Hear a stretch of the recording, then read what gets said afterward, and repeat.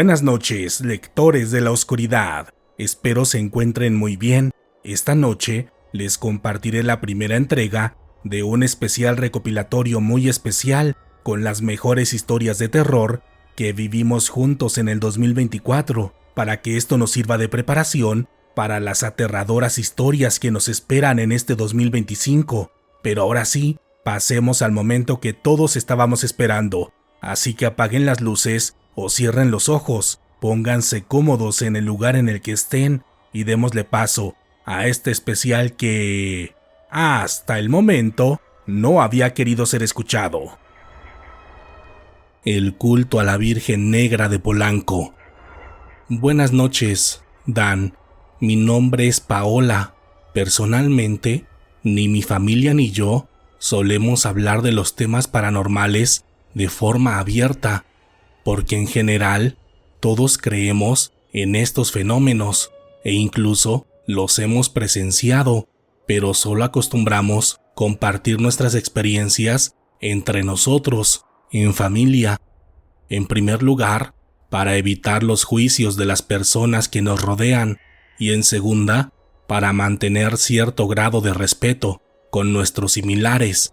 porque nuestra familia tiene varios negocios en el país y en estos niveles es importante mantener dos vidas, la privada y la pública. Y esta noche te escribo desde la segunda, y aunque mi nombre no es más que un seudónimo, quiero que estén seguros que lo que escucharán a continuación es real y muchas veces ocurre más cerca de lo que ustedes creen.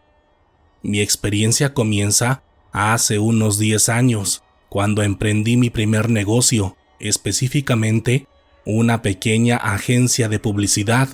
donde brindaba apoyo de relaciones públicas a las empresas de mis amigos. Y en este mundo, la mayor parte de negocios se cierran en una comida o en una noche de copas. Y así fue como conocí a una mujer cuyas empresas eran un gran sueño para mí, no solamente por el ingreso que representarían a mi emprendimiento, sino también por el renombre que tendrían en el historial de mi agencia. La primera vez que vi a esta chica, a quien llamaremos Majo, fue en un restaurante de Polanquito, donde hicimos clic desde el principio, porque teníamos amigos en común, así como gustos musicales semejantes. Y entrando en temas de negocios, también congeniamos de inmediato, logrando rápidamente un acuerdo de palabra que semanas después firmamos en papel. Majo era una mujer muy preparada y culta, y con el paso del tiempo seguimos saliendo como amigas más allá de los negocios. Y una noche, cuando íbamos saliendo de un bar en una zona exclusiva de la ciudad, me preguntó si quería vivir una experiencia distinta, a lo que le dije que sí, pensando que iríamos a tomar o a fumar algo. Pero esa noche, cerca de las 10, ya estábamos llegando a un bar de mala muerte, ubicado en los límites de Tepito y el centro, las cuales son dos de las zonas más peligrosas de la ciudad, para quienes no tengan mayor conocimiento de la Ciudad de México. La verdad es que sí me sentía incómoda, no por la zona en sí, sino por la hora en la que estábamos en ese momento, ya que mi padre me había enseñado a andar por estas zonas para comprar mercancía, pero jamás me había imaginado que andaría en la noche por aquellas calles de las que tanto me habían advertido. Cuando llegamos al bar, noté que la mayoría de trabajadores conocían a Majo, quienes la saludaban con respeto e incluso con cierto grado de temor, refiriéndose a ella como maestra.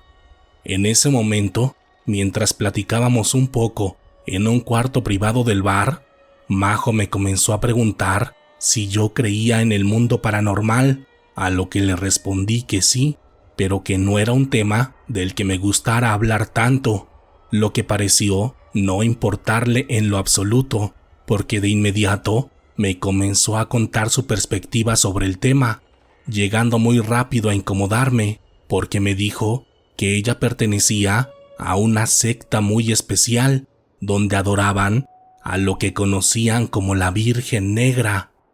Según lo que me dijo, esta entidad les hacía favores a muchas personas de alto nivel, como a ella, pero también a muchos comerciantes de la zona en la que estábamos, y por ello tenía un vínculo con esas personas, porque hacía unos meses ella había alcanzado el rango de maestra, lo que le daba muchos beneficios ante los creyentes, y fue en ese momento cuando me invitó a formar parte de dicho grupo, prometiéndome que mis empresas crecerían más rápido de lo que había imaginado. A esa altura, mi incomodidad ya era muy evidente, por lo que solo le dije que lo pensaría, pero que debía regresar a mi casa porque tenía una cena con unos familiares, a lo que Majo aceptó, no sin antes invitarme a la próxima reunión que tendría su grupo en una dirección ubicada en las calles de Polanco. Y en esa ocasión, intentando mantener el acuerdo que teníamos y debido a mi falta de madurez, le dije que sí, que ahí nos veríamos, sin saber que aquello cambiaría mi vida para siempre. Una semana después, el día de la cita llegó y yo estaba buscando la dirección que me había dado, manejando lentamente en mi camioneta, hasta que por fin vi aquella enorme y lujosa propiedad en la que iban entrando un grupo de personas muy selectas que jamás creería que participan en este tipo de eventos. Cuando entré, de inmediato noté que la fachada de la casa solamente era un engaño armado para evitar las miradas curiosas, porque por dentro se trataba de una casona con las características propias de la época colonial, con varias pinturas y esculturas que hacían referencia a deidades que yo desconocía, las cuales claramente no eran mexicas ni pertenecientes a ninguna de las culturas más famosas de nuestro país. Después de unos minutos en la recepción, salieron unos extraños hombres con pinta de guardaespaldas, pero de muy alto nivel, porque en verdad eran muy altos y fuertes, a tal grado que si no les veías la cara, podrías jurar que no eran seres humanos comunes y corrientes. Ellos nos entregaron varias túnicas negras para después pasarnos uno a un salón enorme, el cual dejaba ver un gran valor, no solo por el tamaño y los materiales con los que estaba construido, sino también por su valor histórico, porque como dije anteriormente, parecía ser un centro ceremonial perteneciente a una cultura prehispánica desconocida hasta este momento. Después de que todos ingresamos, comenzó aquella misa, la cual llamaré así porque tenía grandes parecidos con las misas católicas, solo que esta vez el papel de sacerdote lo interpretaba Majo, dejándome ver una parte de ella que no conocía y que jamás imaginé, porque en verdad hablaba con mucha euforia y en determinado momento, después de realizar varias cosas que jamás contaré, comenzó a hacer la invocación de aquel ser al que ella se refería como su madre, y fue en ese momento cuando pidió que trajeran una extraña escultura donde estaba esculpida un tipo de virgen, pero en una versión contraria a las vírgenes que todos conocemos, porque aquella escultura no representaba a un ser humano, más bien a un ser híbrido, parecida a las descripciones que se hacen de Medusa, el temible ser mitológico. Cuando aquella escultura estuvo en el centro de aquel salón, Majo procedió a realizar un ritual donde estaban involucradas ciertas frecuencias, tanto sonoras como magnéticas, algunos animales y cierto fluido vital del que ustedes ya sospecharán. Y después de aquella aberración, No sé cómo decirlo, Dan, pero aquella escultura comenzó a tomar vida, desbaratándose poco a poco como si solo fuera un tipo de cascarón, para después dejarse ver ante todos los presentes, mostrando aquella extraña apariencia semejante a las vírgenes que conocemos, pero en una versión mucho más oscura y perturbadora. La llamada Virgen Negra era un tipo de entidad cósmica, o así es la única manera en la que puedo definirla, porque su cuerpo era físico y etéreo al mismo tiempo, emanando un tipo de luz y energía que jamás he visto en toda mi vida, la cual parecía absorber la energía vital no solo de las personas que estábamos presentes, sino de cualquier ser vivo que estaba alrededor. La entidad hablaba con un idioma extraño, compuesto de varios tipos de lamentos y gruñidos, asemejándose al esfuerzo que podría hacer cualquier bestia por intentar hablar, solo que aquella lengua dejaba ver mucha autoridad en cada una de sus palabras y emitía una frecuencia tal que hacía que mis oídos estuvieran a punto de reventar. Majo parecía ser la única que le entendía, porque se comunicaba con aquel ser, haciendo los mismos sonidos que ella y hablándole en aquella lengua que debería permanecer oculta para los oídos de todos los seres humanos. La conversación entre Majo y la Virgen Negra duró unos 5 minutos aproximadamente,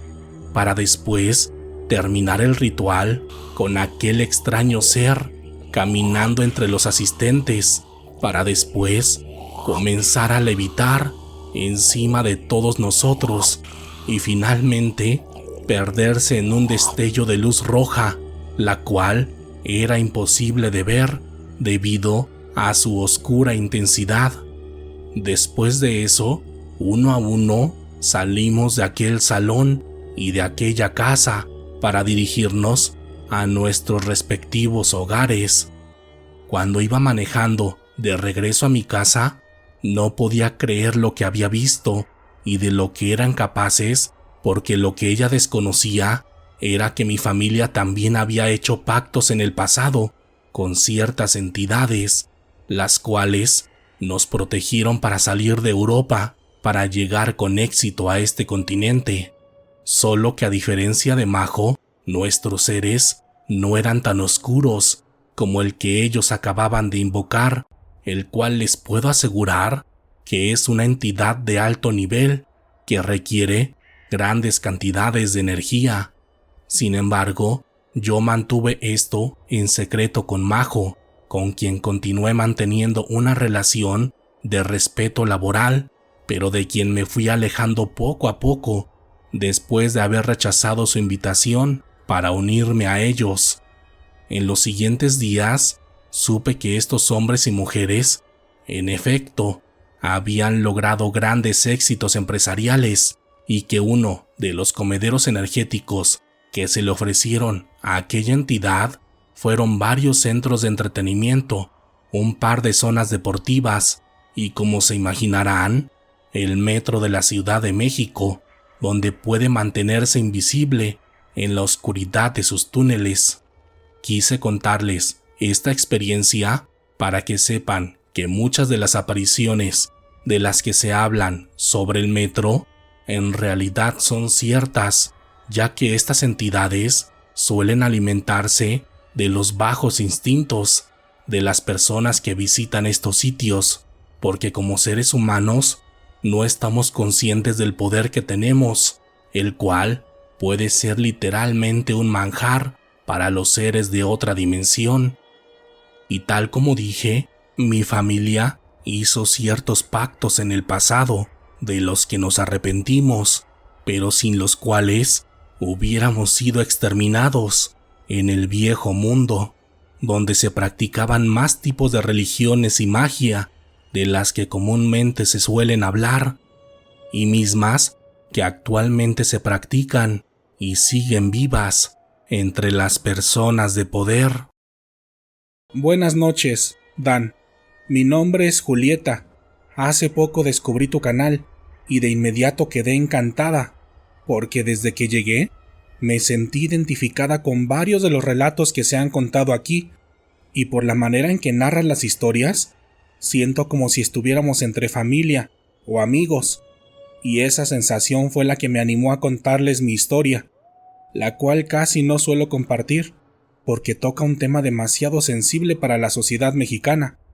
pues mi experiencia ocurrió entre los días cercanos al 12 de diciembre, en plena celebración del Día de la Virgen de Guadalupe. Esta es mi historia. Mi familia llegó a la Ciudad de México hace unos 20 años, provenientes de un pequeño pueblo del estado de Tlaxcala. Por tradición, ellos se dedican desde varias generaciones a la venta de comida en diferentes puntos de la ciudad, desde mercados y tianguis hasta en los puestos que se encuentran en las calles. De hecho, la mayoría de los habitantes de ese pequeño pueblo trabajan aquí, en la ciudad, haciendo distintos tipos de trabajo, pero por lo regular, todos son en la calle, porque aunque la paga es baja, por lo general es mejor de lo que podríamos obtener en el pueblo, donde muchas veces no se tiene ni para comer. En mi pueblo, todos somos muy religiosos, por lo que varias de las tradiciones y días festivos tienen que ver directamente con la celebración del aniversario de algún santo. Pero hace 30 años, el pueblo le rindió culto a una virgen, porque según ellos, aquella virgen eligió a nuestro pueblo para demostrar su poder. Sin embargo, la virgen de la que les hablo no es ninguna virgen que ustedes puedan conocer, eso se los aseguro, ya que la virgen a la que le rendimos tributo en aquel momento en mi pueblo era una virgen muy especial. Su adoración y su historia con mi pueblo comenzó una noche lluviosa de miércoles. Recuerdo que yo tenía unos 10 años de edad y estaba cenando pan con leche en casa, con mi mamá y mis hermanos, cuando de pronto las personas del pueblo comenzaron a gritar: ¡Milagro, milagro! ¡La Virgencita vino a ayudarnos! Al escuchar los gritos, yo y mi familia salimos de inmediato de la casa, corriendo en dirección de todas las personas que estaban en el pueblo. Cuando llegamos a la entrada del mismo, vimos la imagen de una enorme virgen, la cual medía cerca de 1,70 de altura y parecía estar hecha de un tipo de madera muy fina. Al acercarme, pude ver que su ropaje era de una tela azul y que tenía piedras finas pegadas a ella. Pero lo que más llamó mi atención, cuando la vi por primera vez, era que tenía la cabeza levantada y tenía una mirada fuerte y retadora, a diferencia de las otras vírgenes, quienes por lo regular tienen una imagen de paz y tranquilidad en su mirada. Alrededor de la enorme imagen de madera estaban 4 hombres vestidos totalmente de negro y con el rostro tapado por una enorme capucha. Los 4 hombres estaban hincados en el lodo, con la cabeza hacia abajo, y cuando notaron que todo el pueblo se había reunido, nos hicieron la entrega oficial de la Virgen, por decirlo de algún modo.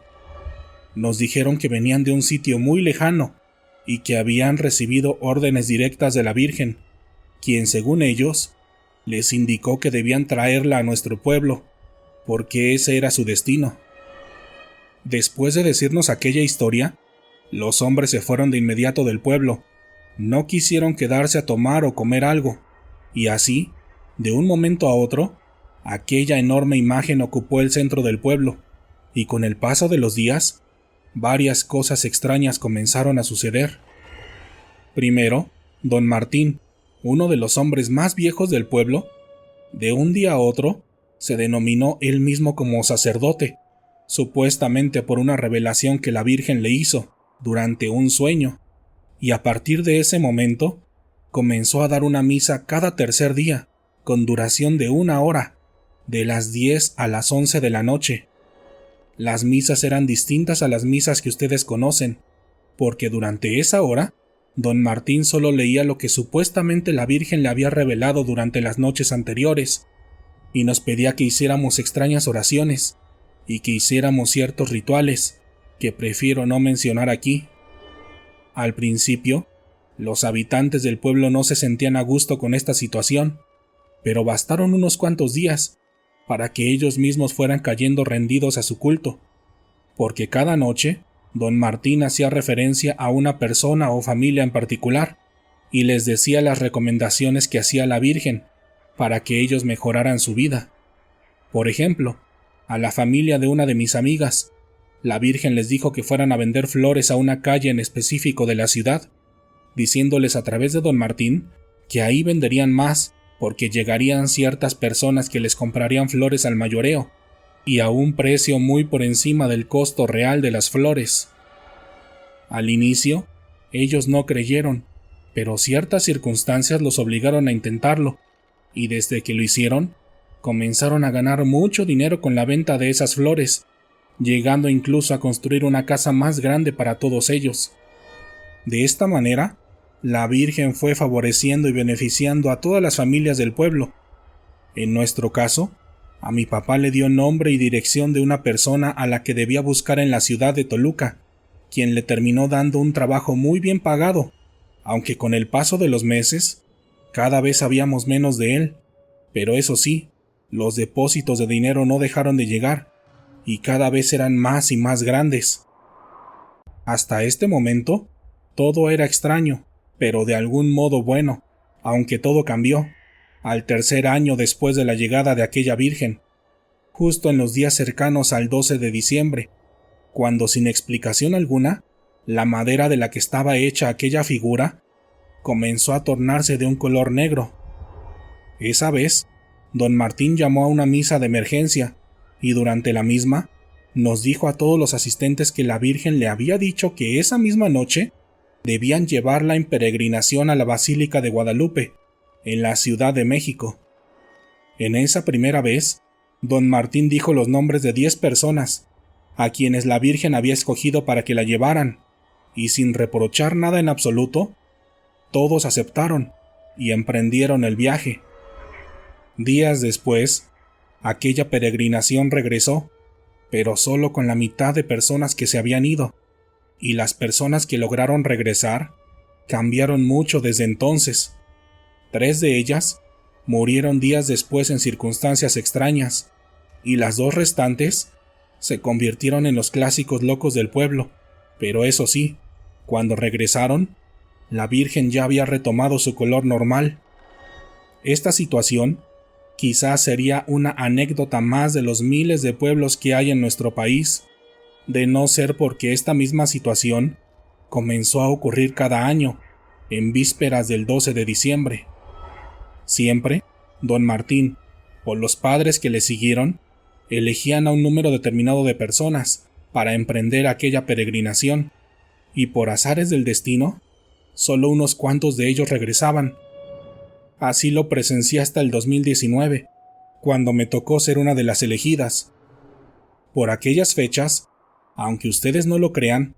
la Virgen ya nos había advertido sobre la emergencia sanitaria que viviríamos a nivel mundial, por lo que mi familia y las familias de los otros elegidos no dudaron en animarnos a participar en aquella peregrinación, sin pensar en lo que había ocurrido en años anteriores, ya que al hacerlo, supuestamente estaríamos protegidos de aquella enfermedad. Recuerdo que del pueblo partimos 10 personas, todos de distintas edades y géneros. Los hombres tenían la tarea de cargar el altar donde estaba parada la Virgen, y las mujeres debíamos rezar y cantar durante todo el camino, pero los cánticos y las oraciones eran bastante extraños, pues habían sido escritas hace años por don Martín, y ahora que las recuerdo, eran bastante perturbadoras. La peregrinación comenzó un 10 de diciembre por la noche, y durante esa noche y el primer día no nos ocurrió nada paranormal, pero cuando entramos al último cerro, que nos llevaría a los alrededores de la Ciudad de México, todo comenzó a cambiar. Recuerdo que apenas eran las 5 de la tarde, pero el cerro ya estaba en total oscuridad, y de un momento a otro, los hombres comenzaron a quejarse, diciendo que aquella Virgen pesaba más que antes.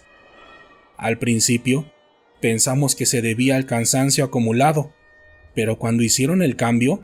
los otros hombres dijeron lo mismo. Incluso uno de ellos se detuvo, gritándoles a sus compañeros que bajaran a la Virgen, porque él había sentido que se había movido. Cuando la bajaron, todos intentamos calmarlo, porque el hombre en verdad estaba fuera de sí, y mientras intentábamos hacerlo entrar en razón, otro de los hombres gritó: «¡Dios mío! ¡La Virgen! ¡Su rostro! ¡Miren su rostro!». Cuando volteé, vi a lo que se refería, y un escalofrío recorrió todo mi cuerpo al ver que el rostro de aquella Virgen negra había cambiado. De alguna manera, su cabeza y cuello se habían inclinado hacia la izquierda, y en su boca se había dibujado una horrible y tétrica sonrisa. En ese momento, todos entramos en pánico, gritando y llorando, y pidiéndole a Dios que nos ayudara, porque no sabíamos qué hacer, ya que algunas horas antes habíamos tomado el camino que nos había ordenado el sacerdote, el cual estaba solo y oscuro, pero según él, era una ruta directa a la basílica. Entre la desesperación, pensamos en varias opciones, como dejarla en ese lugar y regresarnos al pueblo, destruirla, o incluso incendiarla. Pero don Toño, el señor más grande que iba con nosotros, nos dijo: «Vamos a meterla en aquella cueva, y la encerramos con varias piedras, así no habrá manera que la encuentren, y cuando regresemos al pueblo, les decimos que nos la robaron». Sin pensar demasiado, a todos nos pareció una gran idea, por lo que entre todos cargamos aquella enorme Virgen negra, porque en efecto había aumentado de peso a un grado tal que apenas 10 personas podían levantarla. Cuando llegamos, la encerramos en la cueva, tal como nos dijo don Toño, y varios minutos después ya estábamos de regreso en el sendero, junto a todos los peregrinos que iban a la basílica. Así continuamos caminando, pensando que todo aquello había quedado atrás, pero cuando llegamos a la explanada de la Basílica de Guadalupe, en pleno 11 de diciembre por la tarde, mientras cantábamos las mañanitas, pudimos ver a lo lejos, entre la gente, a una mujer que tenía el mismo aspecto de la Virgen que veníamos cargando anteriormente. Traía puesto un vestido azul, adornado con piedras finas, y también tenía su capa y su velo color negro, el cual no dejaba ver su rostro. La mujer era bastante alta, tal como la Virgen negra que veníamos cargando. Cuando la vimos, parecía hablar con un grupo de peregrinos, quienes minutos después comenzaron a hacer un gran alboroto, gritando: «¡Milagro! ¡Milagro! ¡La Virgen lo ha curado!». Al escuchar eso, un gran grupo de gente se amontonó alrededor de aquella mujer, quien al parecer acababa de curar a uno de los peregrinos que traía algunos golpes por haberse caído de una bicicleta. En ese momento, yo y todos mis compañeros de peregrinación nos quedamos viendo, totalmente atónitos. Sabía que todos pensábamos lo mismo, porque aquella mujer era idéntica a la Virgen que veníamos cargando, aunque nadie se atrevía a hablar, porque era algo que sonaba muy disparatado, porque nadie nos iba a creer que unas horas antes aquella mujer era una virgen, esculpida en madera. Sin pensarlo más,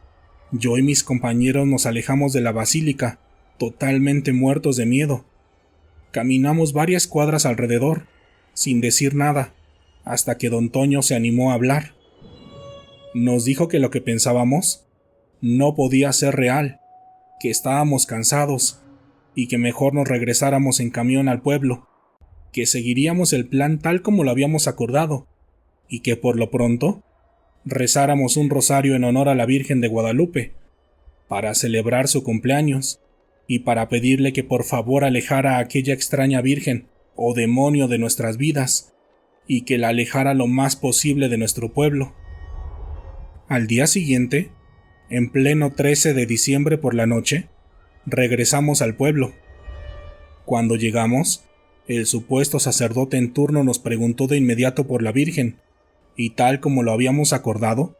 le dijimos a él y a todos los habitantes del pueblo que nos la habían robado, que unos hombres en una camioneta nos la habían arrebatado y que no los pudimos alcanzar. Obviamente, el supuesto sacerdote no creyó en nosotros y una semana después abandonó el pueblo, no sin antes advertirnos que llegaría una época difícil para todos los habitantes, por haber perdido tan valioso objeto para los que él denominaba como sus superiores. Meses después, sucedió lo que nos vaticinó, y poco a poco, el pueblo fue vaciándose cada vez más, hasta llegar a lo que es hoy en día, un lugar sin vida, un pueblo fantasma, desapareciendo todo vestigio del lugar donde nací y crecí. En la actualidad, logré terminar una carrera técnica y llevo 5 años viviendo en la Ciudad de México, y mi historia terminaría aquí, a no ser de algo que me ocurrió el año pasado, en estas mismas fechas, en vísperas del 12 de diciembre. En esa ocasión, yo regresaba del trabajo y venía conduciendo por la noche sobre la avenida Congreso de la Unión, totalmente a vuelta de rueda,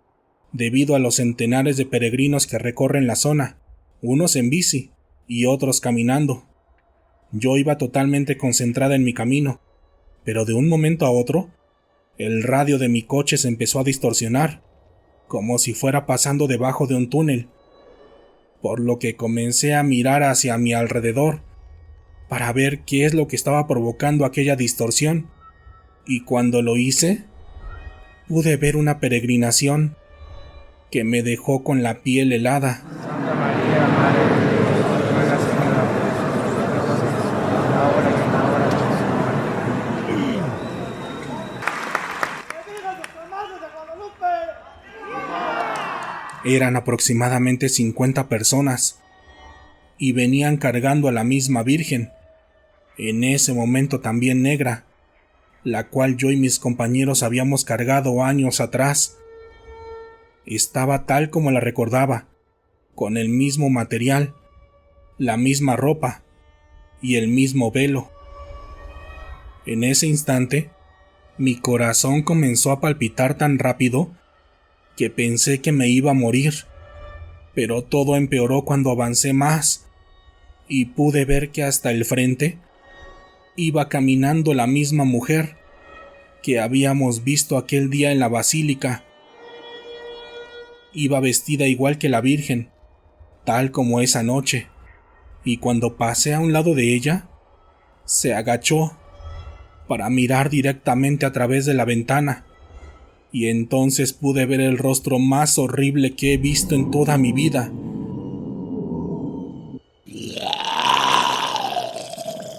Dan era como si su cara se estuviera derritiendo, y no tenía ojos, solo tenía un par de cuencas negras. Al ver aquello, comencé a tocar el claxon desesperadamente, y como pude, me alejé lo más posible de aquellos peregrinos. Según cuentan algunas personas que vivieron en mi pueblo y en los pueblos cercanos, esta Virgen y esta mujer, o demonio, se aparecen en estas fechas a los peregrinos para doblegar su fe original en la Virgen de Guadalupe. De hecho, dicen que si pones atención, puedes ver a esta mujer en varios de los reportajes que hacen en la tele en este día, pero que siempre está en los alrededores, que no puede entrar a la basílica, porque la Virgen que vive ahí, la de Guadalupe, es más fuerte que ella, y con su luz y bondad, de inmediato la desaparecería. En mi caso, esta experiencia revivó más mi fe en la Virgen de Guadalupe, y desde entonces tengo mucha mesura cuando escucho de alguna virgen o santo nuevo, porque ahora entiendo que hay muchos seres oscuros que quieren ocupar el lugar de estas deidades y que se aprovechan para absorber la energía de los creyentes. Espero les haya gustado mi relato, Dan, pero por último, solo les quiero decir a todos que tengan cuidado con lo que se pueden encontrar en estas fechas. Yo también vi a la Virgen Negra de la Basílica. Buenas noches, Dan. Mi nombre es Felipe, y esta noche te escribo para contarte una experiencia que viví justamente hace unos 20 años, en las vísperas del Día de la Virgen de Guadalupe, aunque para comenzar mi historia debo remontarme varios meses atrás, cuando escuché por primera vez sobre la existencia del pueblo de la Virgen. En ese entonces yo vivía en un pueblo muy pequeño, ubicado entre el Estado de México y Michoacán. No diré su nombre, no solo porque no quiero afectar a nadie de ahí, sino porque estoy seguro que nadie de la audiencia tiene la menor idea sobre su existencia, pues en las decenas de carreteras y montes que hay en todo el país, hay un sinnúmero de pueblos, en su mayoría muy pequeños, alejados de la modernidad, e incluso muchos de ellos no tienen nombre o registro oficial, y en un pueblo como este es donde nací. Nacer y crecer en un lugar así es algo muy peculiar e incluso muy surreal para ustedes, porque en estos lugares las noticias nos solían llegar a través de las personas que regresan después de su viaje a otro pueblo o a otra ciudad, y así sucedió un sábado por la mañana, cuando llegó mi tía Camila. Esa vez, mi madre invitó a mi tía a desayunar con todos nosotros, y después de las clásicas preguntas y respuestas que se le suelen hacer a un familiar que acaba de llegar, nos comenzó a platicar sobre su último empleo. Esa mañana, mi tía le dijo a mi mamá que había estado trabajando 3 meses en el pueblo de la Virgen, a lo que mi mamá se sorprendió, diciéndole que no dijera mentiras, que ese lugar no existía, que solo era un cuento de los padres y abuelos, pero mi tía le dijo que no, que ella estaba diciendo la verdad, que hace unos meses habían llegado unos hombres que parecían de ciudad, en busca de hombres y mujeres para trabajar en aquel pueblo. Los hombres llegaron en camionetas negras y justo en una noche de feria se pararon en la entrada de la iglesia, entregando folletos a las personas, donde decían que buscaban personal de construcción y limpieza para trabajar en el pueblo de la Virgen. Mi tía le contó a mi mamá que aceptó uno de esos folletos y que, arriesgando todo con tal de darle una mejor calidad de vida a sus hijos, se dio a la tarea de contactar a una de estas personas, temerosa de que se tratara de miembros de la maña, pero dice que al hablar con ellos se percató que se trataba de personas tranquilas y educadas, quienes de inmediato le dijeron los detalles del empleo, haciendo énfasis en el jugoso sueldo que ganaría, así que sin dudarlo, mi tía aceptó, y después de quedarse de ver con los hombres en la carretera, viajó junto a ellos a dicho pueblo, el cual se encontraba a 3 horas de distancia del nuestro, y cuyo viaje, en su mayor parte, fue en plena terracería.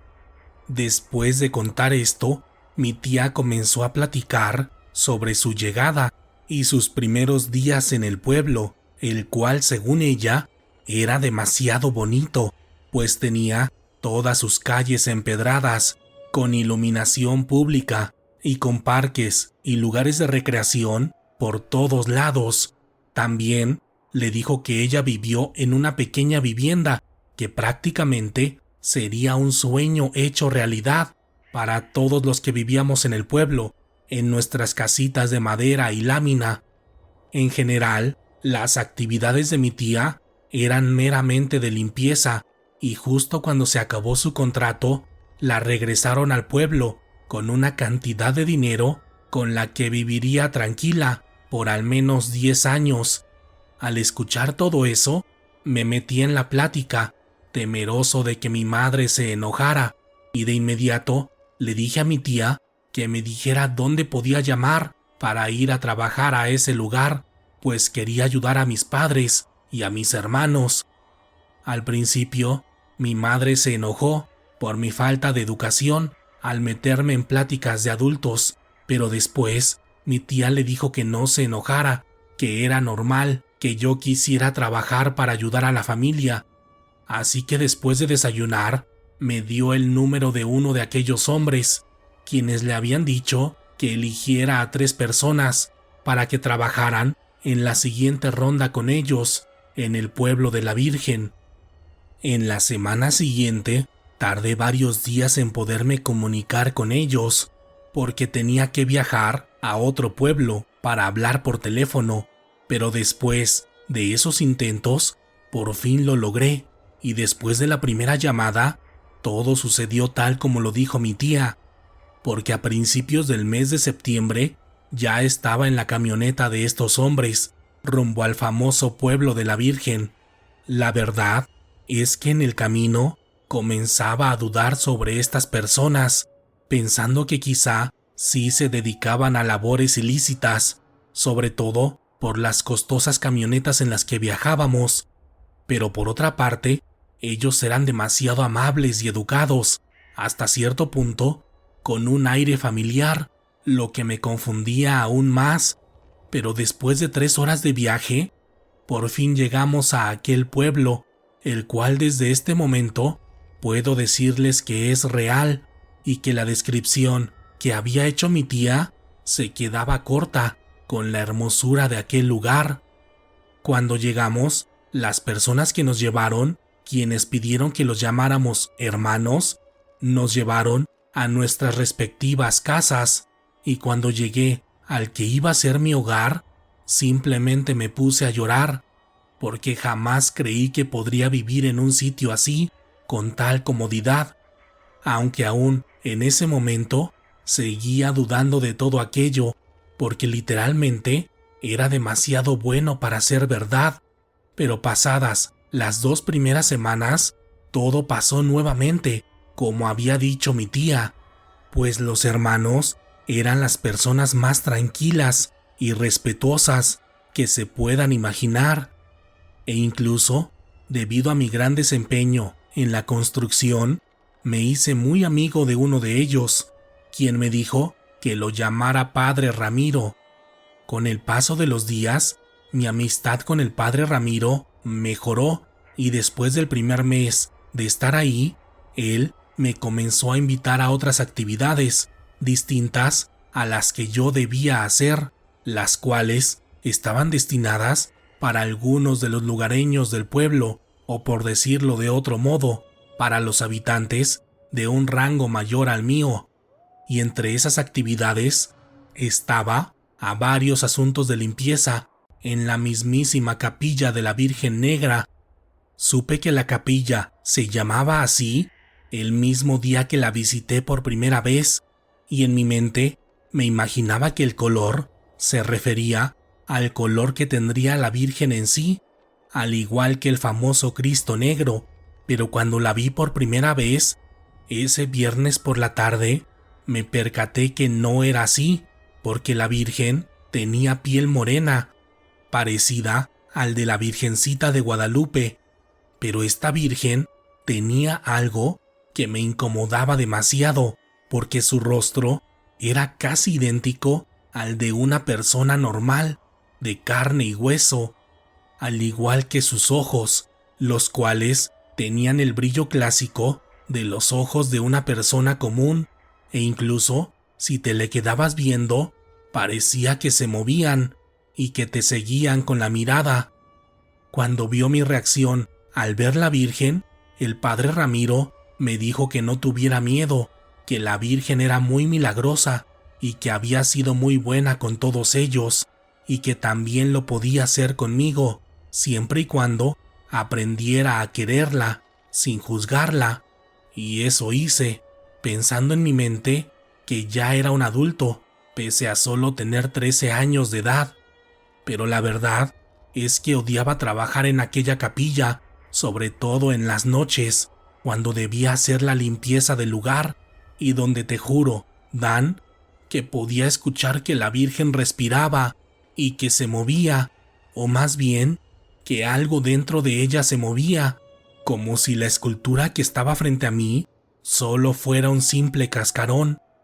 Incluso, durante varias noches, cuando regresaba muy tarde a mi casa, juraba que se escuchaban los quejidos de la Virgen, y otras veces, en plena madrugada, se escuchaba también que alguien caminaba por las calles empedradas, y una de esas veces me asomé, y juro que vi a una mujer semejante a la de la escultura, solo que nada más la vi por detrás, por lo que llegó un momento en el que solo quería que terminara mi estadía para irme de ahí, pero justo cuando me faltaban 15 días para terminar mi contrato, fue cuando sucedió lo peor,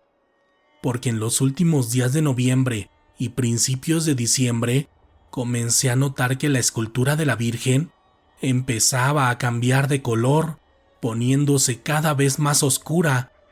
sobre todo en el tono de su piel, hasta que una mañana amaneció con un color de piel totalmente negro que la hacía lucir aterradora.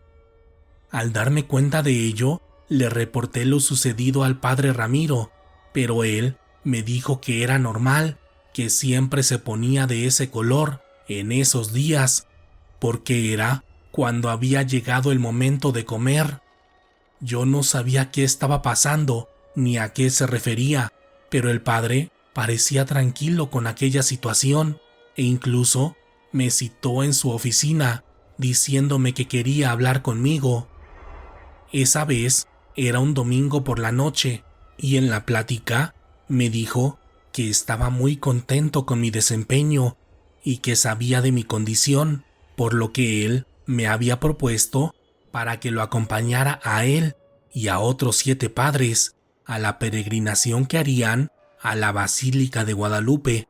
y que esa actividad me haría acreedor a un bono extra a mi sueldo, el cual era una cantidad que jamás pensé que me podrían pagar, por lo que simplemente acepté sin pensar en nada más.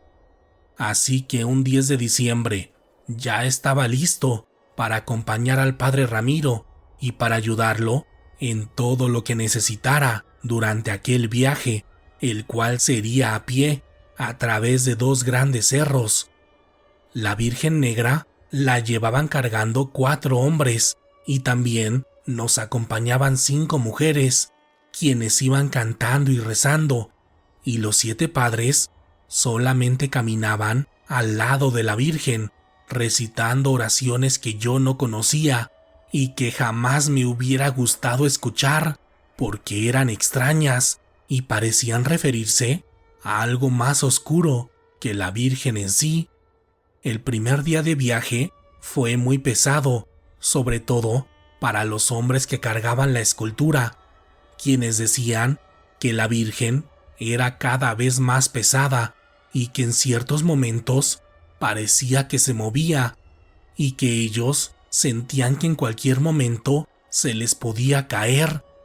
Y las mujeres también se quejaban porque decían que escuchaban la voz de una mujer en su cabeza y que sentían como si algo se les montara en la espalda.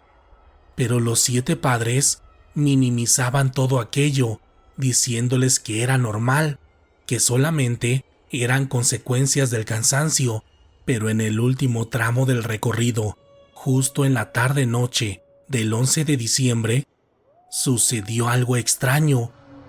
porque de un momento a otro, justo en una zona desolada del cerro, los 7 padres le pidieron a los hombres que bajaran a la Virgen y que la pusieran en medio de la maleza, para después decirles que el viaje había terminado, que la Virgen haría el resto y que ella sola regresaría al pueblo, o en su defecto, que visitaría algún otro pueblo, donde ellos la tenían que ir a recoger.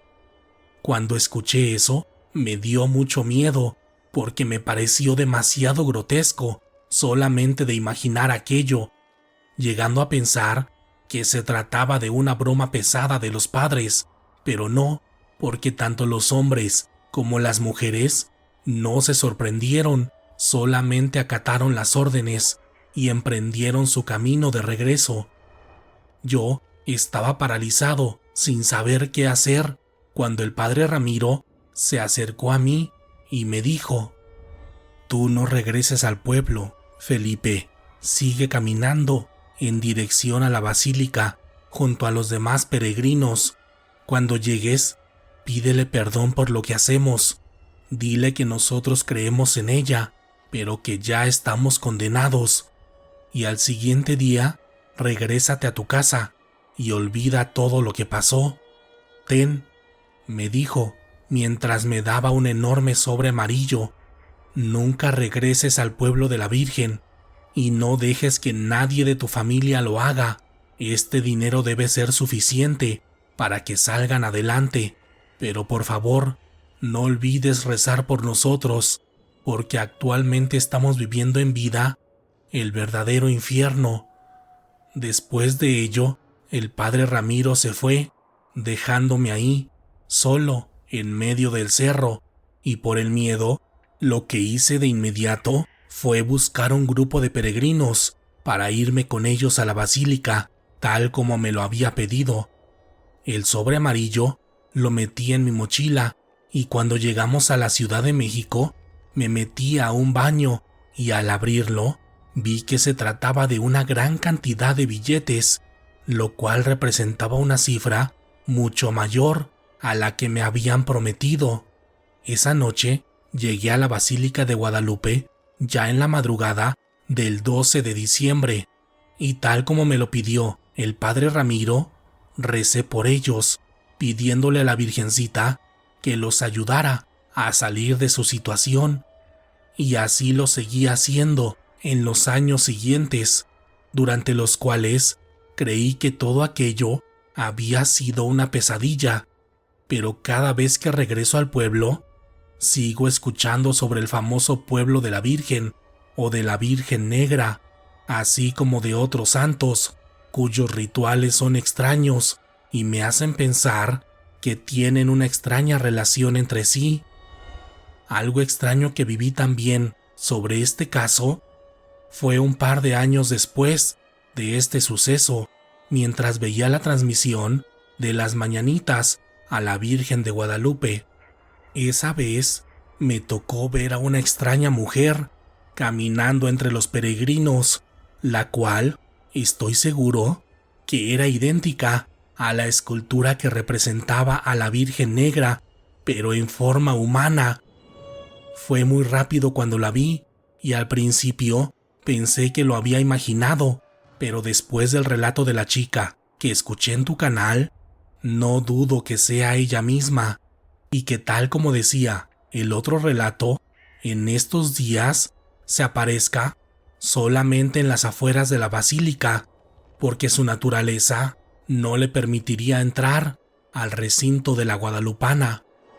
Estas historias también las he escuchado en las zonas rurales en las que he ido a trabajar como ingeniero civil, carrera que pude cursar gracias al dinero que me dio el padre Ramiro. En estos lugares siempre se habla de estos pueblos ricos o pueblos mágicos, donde parece ser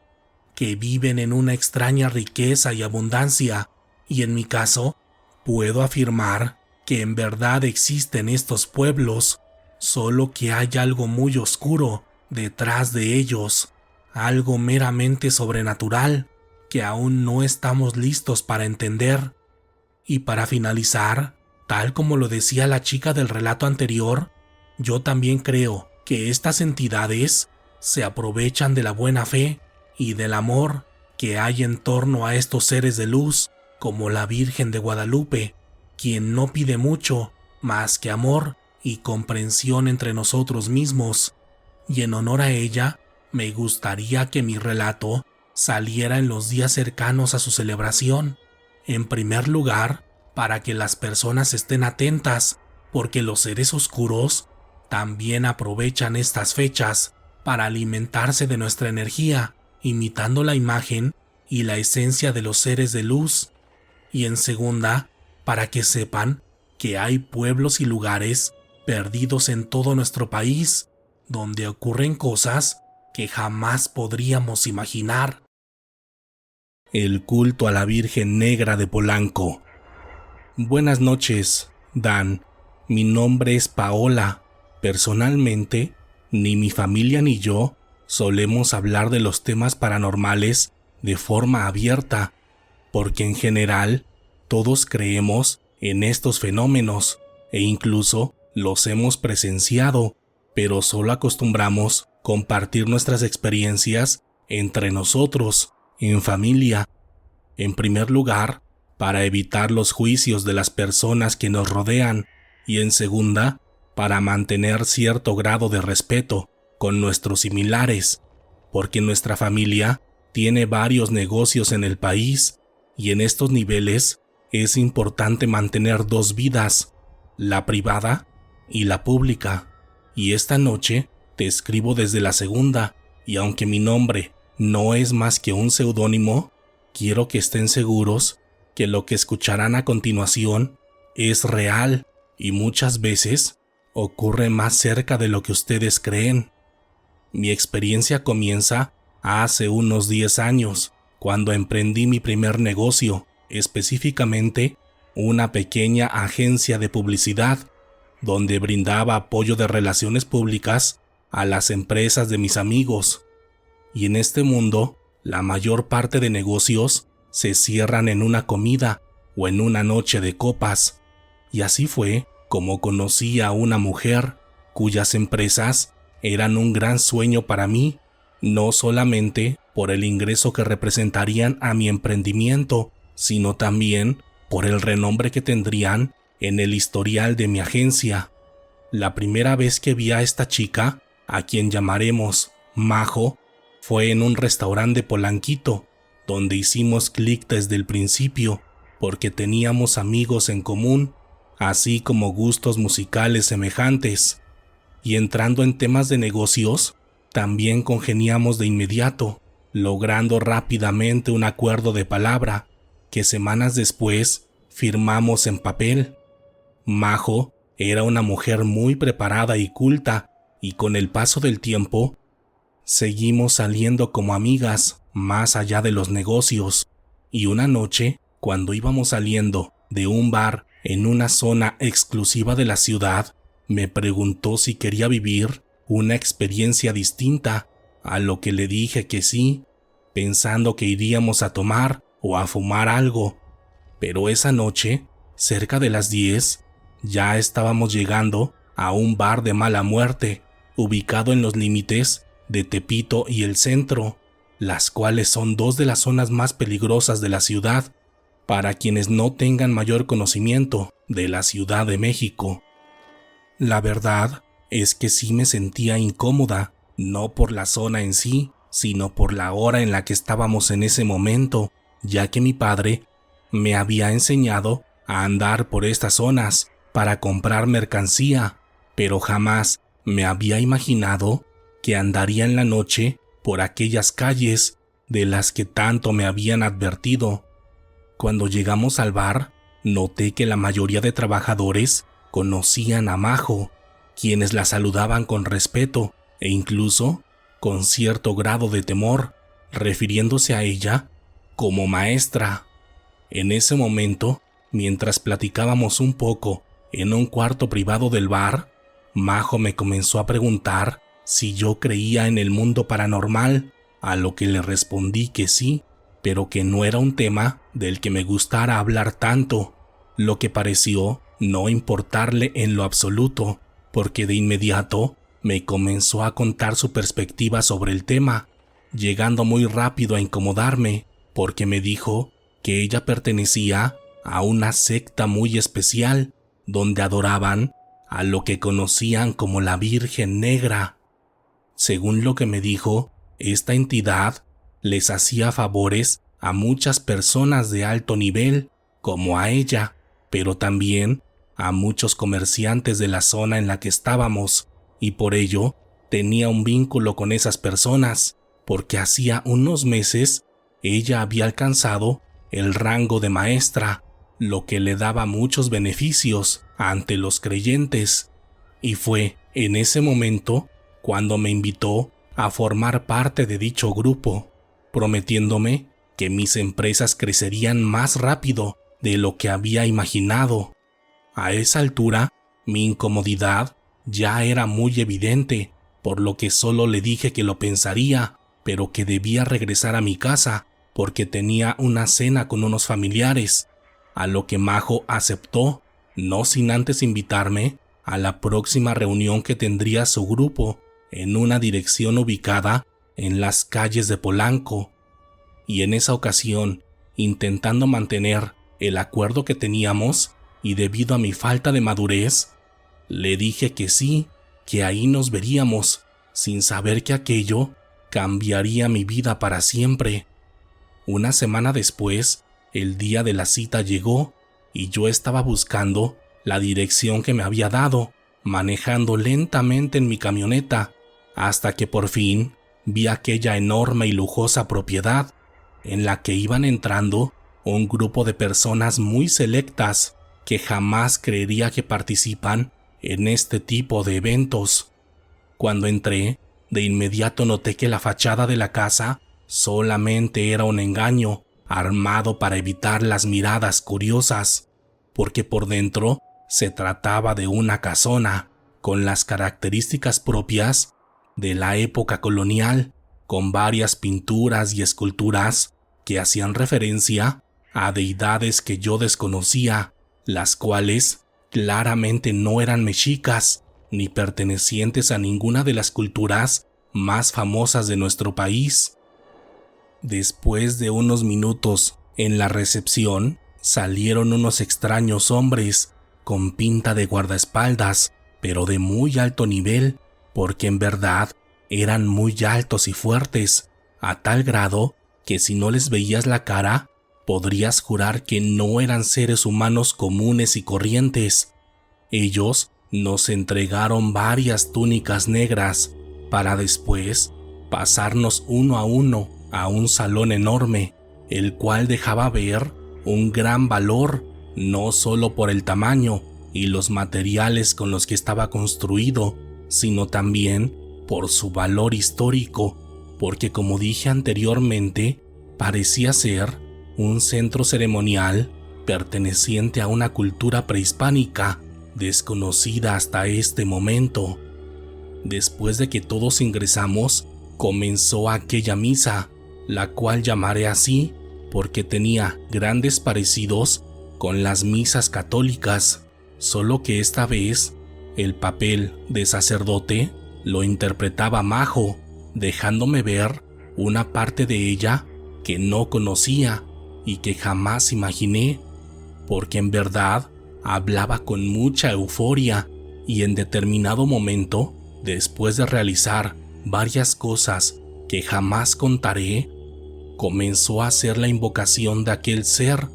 al que ella se refería como su madre, y fue en ese momento cuando pidió que trajeran una extraña escultura donde estaba esculpida un tipo de virgen, pero en una versión contraria a las vírgenes que todos conocemos, porque aquella escultura no representaba a un ser humano, más bien a un ser híbrido, parecida a las descripciones que se hacen de Medusa, el temible ser mitológico.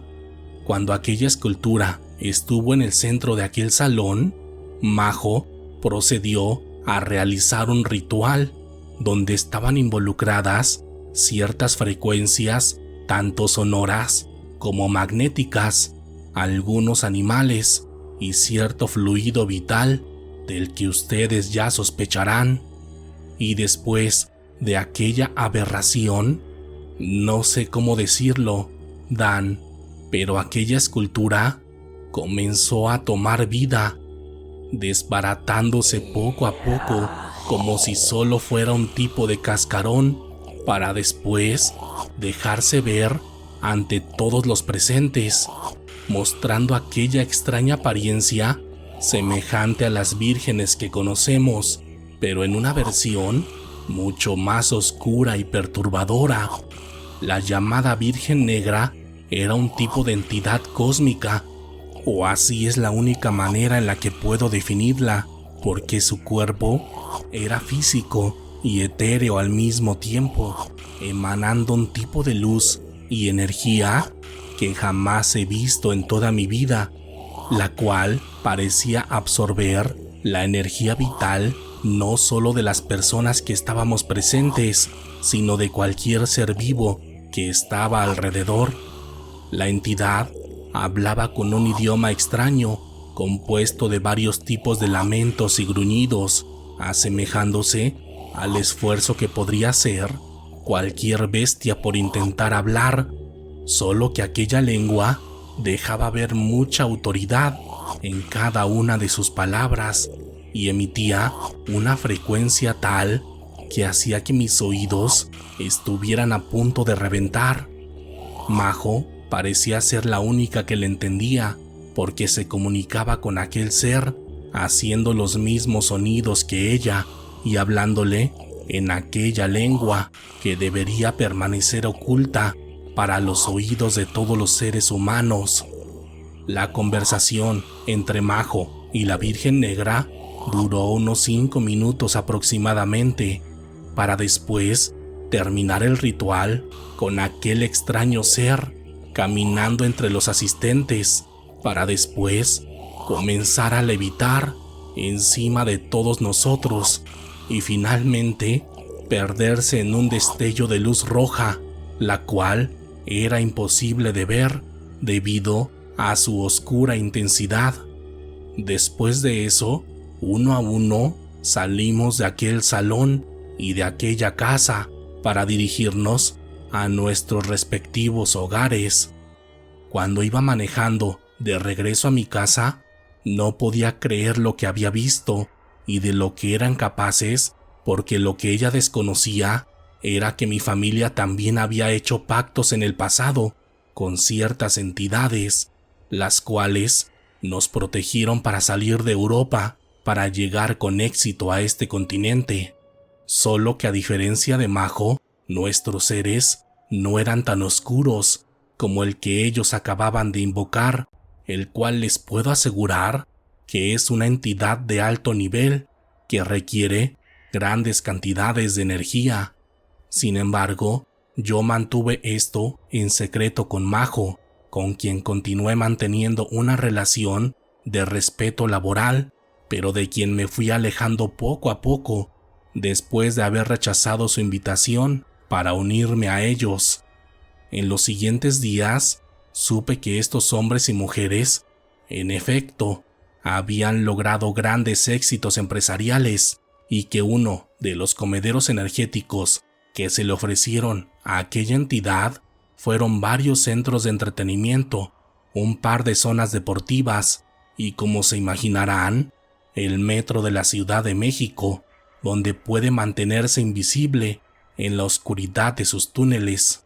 Quise contarles esta experiencia para que sepan que muchas de las apariciones de las que se hablan sobre el metro en realidad son ciertas, ya que estas entidades suelen alimentarse de los bajos instintos de las personas que visitan estos sitios, porque como seres humanos no estamos conscientes del poder que tenemos, el cual puede ser literalmente un manjar para los seres de otra dimensión.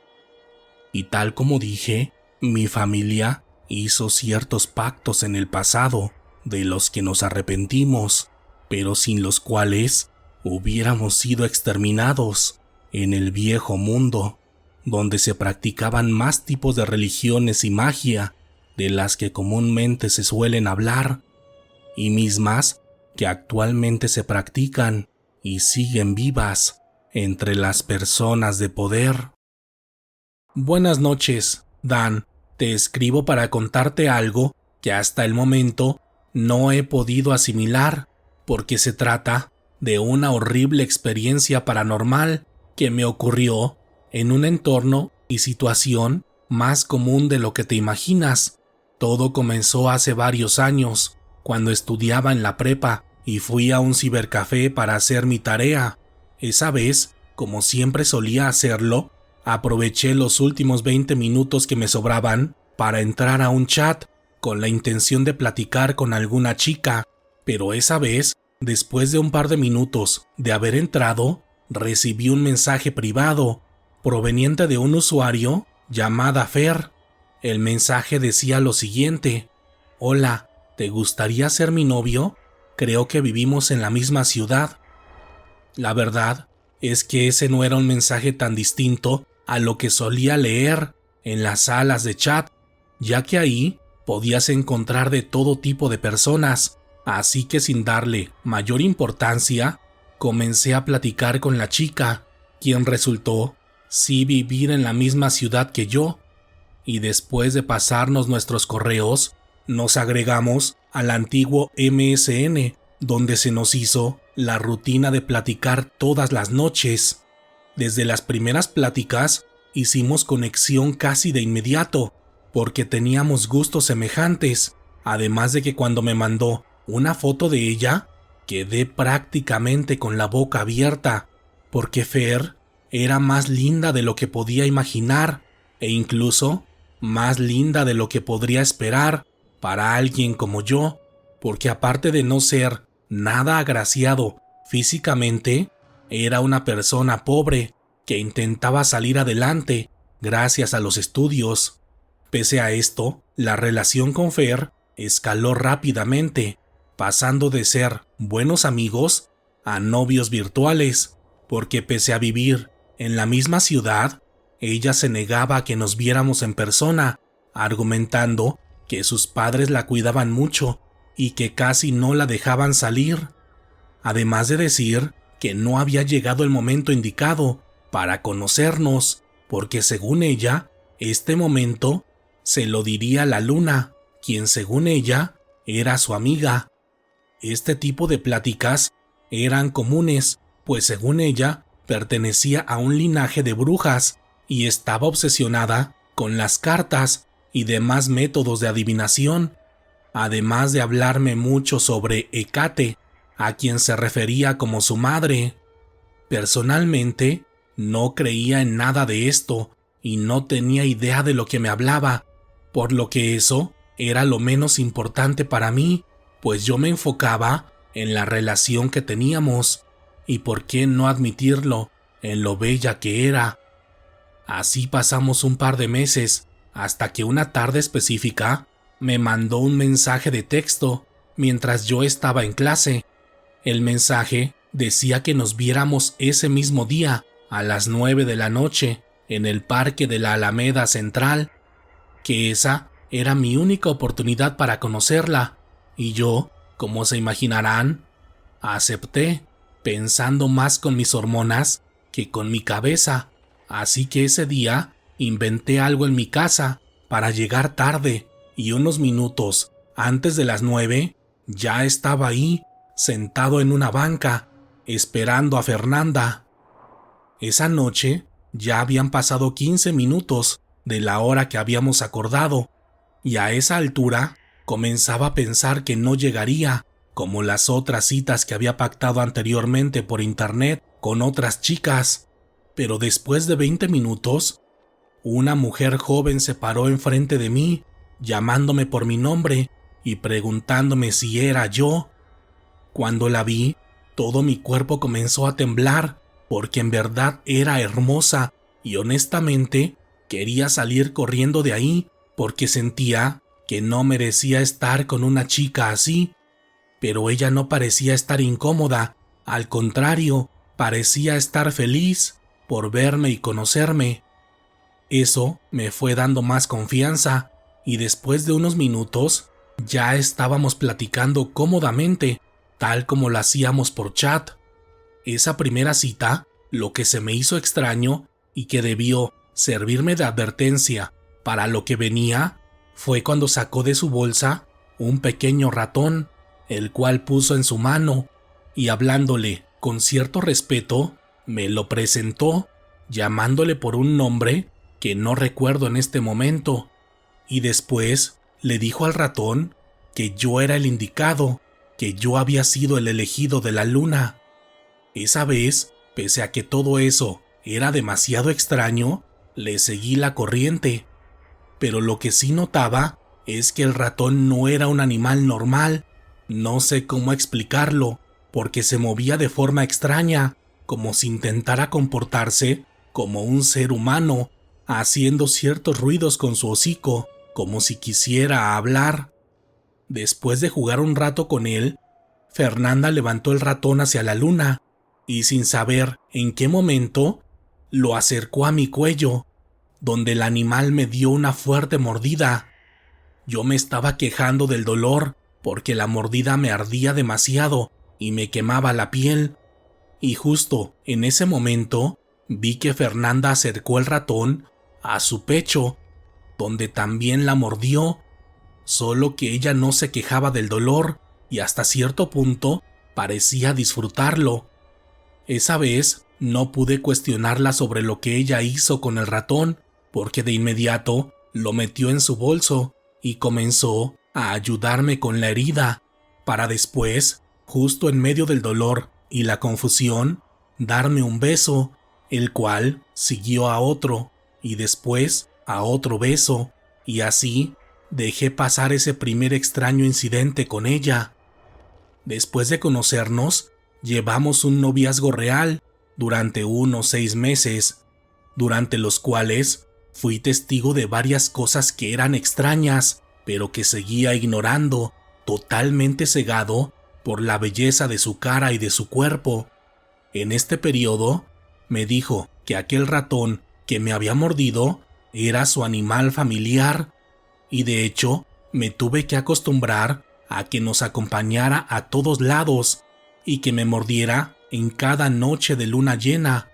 Después, cuando teníamos intimidad, ella era muy salvaje. Primero comenzó con pequeñas mordidas y después llegó a arrancarme pequeños trozos de piel, dejando una buena parte de mi pecho y espalda con cicatrices que tengo hasta hoy en día. Pero lo peor de todo esto era cuando invocaba a Hécate, su madre, porque literalmente hacía todo un ritual bastante oscuro y grotesco, para después quedarse con la mirada perdida, no con los ojos blancos ni totalmente negros como en las películas. Eran sus ojos, solo que claramente ella no estaba ahí. No sé cómo explicarlo, pero la mejor forma de hacerlo es que en esos momentos, literalmente su cuerpo y sus ojos estaban habitados por otra entidad, la cual era agresiva y hablaba en un idioma totalmente desconocido para mí. Yo solo fungía como espectador en estas invocaciones, porque durante estas posesiones, Fernanda, poseída por Hécate, solo hablaba con el ratón y al final de la conversación lo metía en su boca, de donde no lo veía salir en aquellas extrañas noches. Quizá muchos de ustedes me cuestionen el por qué no dejé a Fernanda al darme cuenta de todo esto, y la respuesta es simple: porque no podía, ya que llegó un momento en el que sí era consciente de lo extraño y peligroso que era todo esto, y pese a la adicción carnal que tenía con ella, intenté dejarla, pero nunca pude, porque siempre que lo intentaba sentía muchas náuseas y me daba un dolor de cabeza que no se me quitaba con nada más que con la saliva de Fernanda, una vez que me la untaba detrás de mis oídos. En ese tiempo que tuve de relación con ella, mis familiares y amigos se preocupaban por mí porque bajé demasiado de peso y comencé a tener cambios físicos en mi piel que denotaban un cansancio extremo. Así que llegando al límite de todo esto, una tarde, aguantando las molestias que sentía cada vez que la quería dejar, decidí buscar la ayuda de una bruja en un mercado muy famoso de la Ciudad de México. Esa vez, apenas entré al local, la mujer me dijo que me tenían bien trabajado y, como si supiera de qué estaba hablando, me revisó el cuello y el pecho, donde vio las mordidas de aquel ratón. Según lo que me dijo la bruja, Fernanda se alimentaba de mi energía a través de este animal, y una vez que me quitara todo lo que necesitaba, me dejaría cuando estuviera a punto de morir para buscar otra víctima más. De hecho, según la bruja, Fernanda era una mujer mayor de lo que aparentaba, pero había logrado mantener ese cuerpo gracias a este tipo de rituales, que según ella eran famosos entre las mujeres de la vida nocturna. Esa vez me dio algo de inmediato, para romper la conexión espiritual que tenía con ella, y apenas lo hizo, me desaparecieron los síntomas del dolor de cabeza y náuseas. Después, me dijo que fuera en 3 días, que era lo que duraba la desintoxicación de su energía, para después ella poderme hacer una limpia de liberación. En estos días debía evitar a Fernanda e intentar hacer una dieta especial que le ayudaría a mi cuerpo para desintoxicarse de ella. Esos 3 días de espera fueron un verdadero infierno para mí, porque por las noches, después de las 2 de la mañana, siempre me despertaba con la sensación de parálisis del sueño, y cuando abría los ojos, Fernanda estaba ahí, con la tétrica apariencia que tenía cuando estaba poseída por su madre, y aunque la experiencia duraba solo un par de minutos, era verdaderamente horrible, porque Fernanda caminaba en 4 patas y se subía al techo, mirándome desde arriba, hasta que por fin podía moverme. Y justo en ese momento era cuando desaparecía. Después de esos 3 días, hice la limpia con la bruja, y en el punto más álgido del ritual, cuando metí mi cuerpo en una bañera llena de hielo, literalmente vi salir una entidad de mi cuerpo, la cual salió huyendo del local de aquella bruja. Tras esta limpia, mi vida comenzó a cambiar y poco a poco retomé mi salud nuevamente, tanto física como mental, porque pude encontrar otra persona que terminó por convertirse en el amor de mi vida. Y respecto a Fernanda, nunca la vi nuevamente en persona, aunque hace poco me apareció una sugerencia de amistad de ella en una red social, y lo más extraño es que tenía la misma apariencia de cuando la conocí, o incluso más joven, por lo que supongo que sigue por ahí, devorando la energía de los hombres que caen ante sus encantos. Antes de continuar con la historia final de esta noche, aprovecho para pedirles que me apoyen suscribiéndose al canal y activando la campanita de notificaciones, ya que esta es la forma más directa y fácil de ayudar al canal. Este es un buen momento para hacerlo. También pueden realizar una aportación al proyecto a través del botón de supergracias o convirtiéndose en miembros patrocinadores en la sección de comunidad del canal. Eso me sería de mucha ayuda para seguir trayendo cada vez más relatos de terror para todos ustedes. Pero ahora sí, continuemos con el especial de esta noche que, hasta el momento, no había querido ser escuchado. Buenas noches, Dan. Mi nombre es María Antonieta, y esta noche te escribo gracias a una de mis nietas, quien me está ayudando para redactar este relato que quiero compartir contigo y tu comunidad, ya que desde que encontramos tu canal, suelo escuchar los relatos en compañía de mi nieta, por lo que las historias que narras se han convertido en un excelente pretexto para pasar tiempo juntas. Pero dejando de lado las introducciones,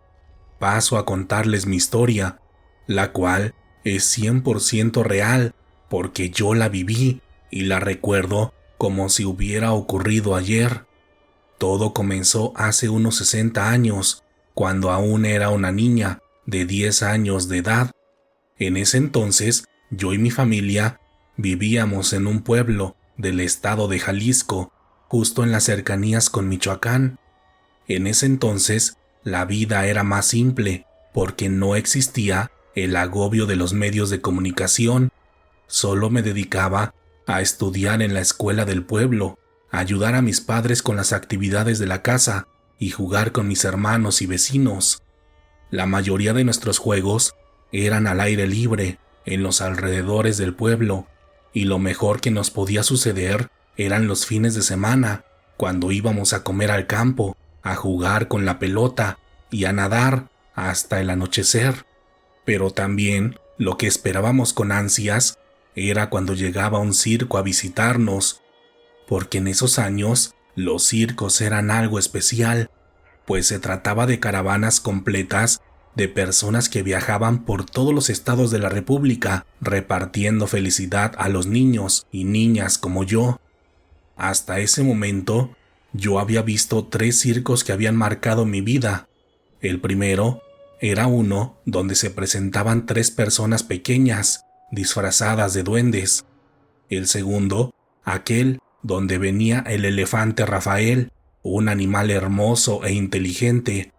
Y el tercero, el circo Arcoíris, que tenía como atractivo principal a Cristal, la sirena. Pero una tarde de domingo, cuando estaba nadando en el río junto a mis amigos, escuchamos que llegó un merolico, quien comenzó a gritar que ya venía el circo, el gran circo de los payasos.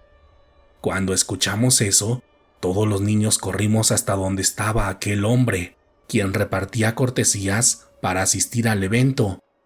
Los días siguientes a aquel anuncio, todas las personas del pueblo solo hablaban de su visita y todas las personas estábamos atentas, esperando el viernes por la tarde, cuando supuestamente debían llegar, ya que otra parte importante y feliz de aquellos tiempos era ver cuando llegaban los integrantes de cada circo, pues siempre lo hacían en carros y camionetas especiales. Así que después de 4 días de espera, el momento llegó y yo, junto a mis hermanos y amigos, ya estábamos esperando en la entrada del pueblo, ansiosos por ver llegar al famoso circo de los payasos. Pasadas las 7 de la noche, ya estaban llegando al pueblo en unas camionetas y camiones que jamás habíamos visto, porque parecían ser muy viejos, aunque eso sí, muy bien cuidados, y sobre todo, pintados con colores estrafalarios, simulando ser dulces rodantes. Lo que nunca olvidaré de esa noche fue que absolutamente todos los integrantes del circo estaban disfrazados de payasos, desde las personas que manejaban los coches hasta los que ayudaban a montar el escenario durante la noche, donde solamente veíamos ir y regresar a varios payasos mientras trabajaban. Unos eran gordos y enormes, otros delgados, y los demás de cuerpo normal, pero los más extraños eran los niños, quienes también estaban disfrazados de payasitos, y los cuales eran difíciles de distinguir con los enanos o personas pequeñas que también estaban disfrazadas igual. Esa noche, previo a la primera función, yo me comenzaba a incomodar por ver tantos payasos por el pueblo, caminando y trabajando en la noche, porque aquello era una escena más perturbadora que feliz, aunque eso sí, mis hermanos pequeños estaban encantados por la situación, así que en ese momento creí que solo era cosa mía, quizá un miedo provocado por ser la hermana mayor, pero aquella sensación de ansiedad y miedo aumentó cuando asistimos a la primera función del circo el sábado por la noche, porque el circo tenía una iluminación y una ambientación que lucía demasiado extraña y perturbadora, porque en las 4 esquinas del interior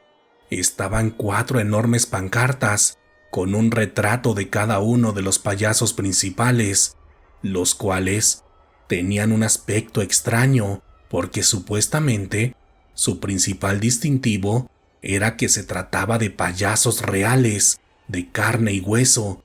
y yo no sabía a qué se referían cuando leí el panfleto, pero cuando vi aquellas imágenes, entendí que se trataba de maquillajes y disfraces que parecían ser más reales de lo que deberían ser, además de que cada uno de ellos tenían nombres que no tenían nada que ver con los payasos que habíamos visto anteriormente. Mazul, Dilum, Tico y Osil eran sus nombres, y 2 de ellos tenían ojos rojos,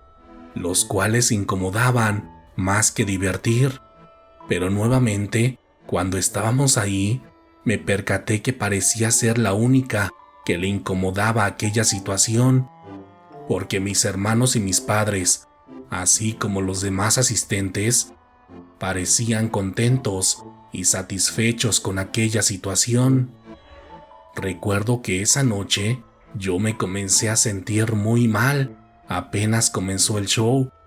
porque en el interior casi todo estaba iluminado con un horrible color rojo y con sonidos que me hacían erizar la piel, y cada uno de los espectáculos previos a la función principal eran demasiado perturbadores, más que graciosos o entretenidos. De ellos, recuerdo uno en especial en el que 3 pequeñas payasitas salían al escenario, cada una con un juguete en especial, una con una pelota, otra con una escobita y la tercera con una extraña muñeca que tenía casi el mismo tamaño que ella. La historia supuestamente presumía su juguete como el mejor o el más especial, por lo que la primera niña aventaba la pelota y con su mente supuestamente la atraía hacia ella. La segunda, enfrente de nosotros, hizo levitar su escoba, diciendo que ese truco se lo había enseñado su tía, la bruja. Y la tercera decía que su muñeca era real, y no sé cómo lo hacían, pero la muñeca era capaz de moverse y caminar por sí misma. Lo hacía lenta y torpemente, y cuando se caía, comenzaba a gatear. Recuerdo que justo en ese momento, muchas personas se impresionaron y comenzaban a dudar de que se tratara de un simple truco, porque al principio creíamos que era una niña más disfrazada de muñeca, pero cuando se acercó a donde estábamos todos nosotros, notamos que se trataba de una muñeca de trapo con costuras, tal como las que teníamos en la casa. Esa presentación fue muy importante porque incomodó o despertó a todos los presentes, y de hecho nos asustó porque varios niños comenzaron a llorar y los adultos gritaban que quitaran eso, que era demasiado desagradable para nosotros. Y si en ese momento todos nos hubiéramos salido, no habríamos presenciado la presentación final, pero lamentablemente no lo hicimos y tuvimos que ver aquella presentación infernal de sus malditos 4 payasos principales, porque apenas terminó la presentación de la muñeca, los 4 payasos comenzaron a salir de cada esquina de aquel circo, uno por uno, y lo único que puedo decir es que lo que vi aquella noche no estaba avalado por Dios ni por ningún tipo de razonamiento humano, porque cada uno de aquellos extraños seres, en verdad, eran payasos reales, por decirlo de algún modo, porque no parecían tener la piel pintada como los demás payasos, porque aquel color blanquizco de su piel parecía natural, así como cada parte de su cuerpo, que supuestamente debía ser graciosa, como uno de ellos, quien tenía pies y manos enormes, pero nuevamente todo era real. Cada uno de ellos hizo un acto especial. Mazul, el más gordo de ellos, tenía una boca enorme y supuestamente podía comer lo que quisiera. Primero se comió un pastel en unos cuantos minutos, después 3 manzanas y al final se comió a un conejo blanco que estaba vivo. Todo se lo comía casi de un bocado, porque solamente se metía cada una de estas cosas en su enorme hocico, sin masticar. Incluso el presentador dijo que Mazul solía hacer lo mismo, con los niños que se portaban mal. Dilum era el más delgado y su atractivo era que podía moverse como un chango, y durante toda su presentación así lo hizo, colgándose de todos lados con la habilidad de aquel animal. Tico era el payaso fuego y frente a nosotros lo rociaron de gasolina y después hicieron lo que se imaginan. Así que ahí estaba el payaso envuelto en fuego, mostrando una tranquilidad que era hasta cierta parte ofensiva para el razonamiento humano. Y finalmente se presentó Osil, el más normal de ellos, con la apariencia del clásico payaso de nariz roja, pero él dio un extraño discurso que no pude entender, pero que noté que incomodó a todos los adultos. Y después, mientras decía aquel discurso que tenía que ver algo con la Biblia, comenzó a levitar. Lo hizo durante varios minutos, con las manos alzadas en forma de cruz, simulando la imagen clásica de la crucifixión. Cuando hizo eso, todas las personas del pueblo lo comenzaron a insultar, y después de hacer un revuelo donde les aventaron de todo a aquellos payasos, las personas se salieron y los hombres del pueblo, con machete en mano, los amenazaron, diciéndoles que se fueran y que no regresaran jamás. Pero los payasos parecían tranquilos, como si estuvieran acostumbrados a tal reacción. Esa noche, mi abuela nos hizo rezar un rosario a mis hermanos y a mí, mientras que mis padres estaban con los demás adultos cerca del circo, esperando a que los payasos recogieran todas sus cosas para que se fueran de ahí. Y así lo hicieron. Aquellos payasos se fueron cantando una horrible canción. Al día siguiente, recuerdo que me despertaron los gritos de varias personas que andaban en la calle, y cuando vi a mi madre, lo único que me dijo fue que no me saliera de la casa por nada del mundo, que me quedara cerca de mis hermanos y que no los perdiera de vista. Yo no sabía qué había pasado, porque mi abuela no quiso decirme nada durante el día, solo la veía asustada y sumamente preocupada. Pero cuando llegaron mis papás, por la noche, me llevaron a su habitación, y una vez que se aseguraron que mis hermanos estaban dormidos, me dijeron lo que sucedió. 13 niños del pueblo habían desaparecido aquella noche en la que se fueron los payasos, y por más que los buscaron, no los pudieron encontrar. Yo simplemente no lo creía y pensé que todo aquello era una pesadilla o una mala broma de mis padres. Pero con el paso de las semanas y de los meses,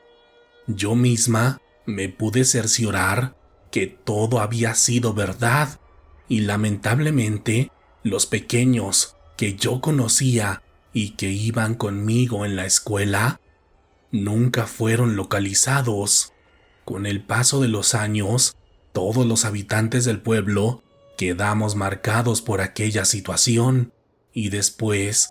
nos fuimos enterando que lo mismo había pasado, no solo en los pueblos cercanos al nuestro, sino también en otros de los estados colindantes. Si me preguntan, pienso que esto pasó justo durante el escándalo que causaron los payasos en el circo, ya que en ese momento otros payasos pudieron aprovechar la situación para robarse a los niños. Pero de lo que sí estoy segura es que todo lo que vimos aquella noche fue real, y que en la actualidad te puedo asegurar que el mal existe y que muchas veces puede estar disfrazado de distintas formas, entre ellas de un grupo de horribles y tétricos payasos, como los que vi aquella fatídica noche.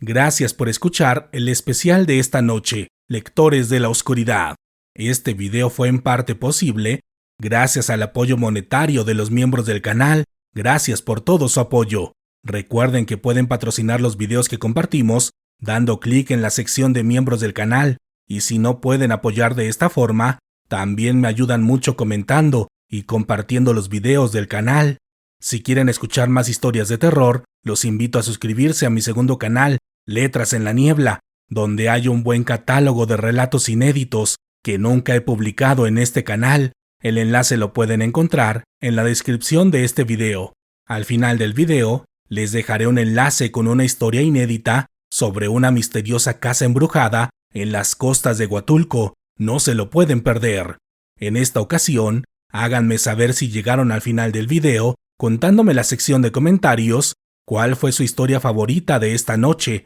o también pueden compartirme un emoji de una corona. Ya saben, si veo su comentario, estén seguros que los leeré. Por lo pronto, ha llegado el momento de despedirnos, pero podemos seguir en contacto a través de nuestras redes sociales oficiales en Facebook e Instagram, en mi segundo canal de YouTube, Letras en la Niebla, o a través de mi cuenta personal de X, donde pueden encontrarme como Wario Dan. Mi nombre es Daniel Robledo, y pronto nos encontraremos nuevamente para compartir otras historias que, hasta el momento, no habían querido ser escuchadas. Buenas noches.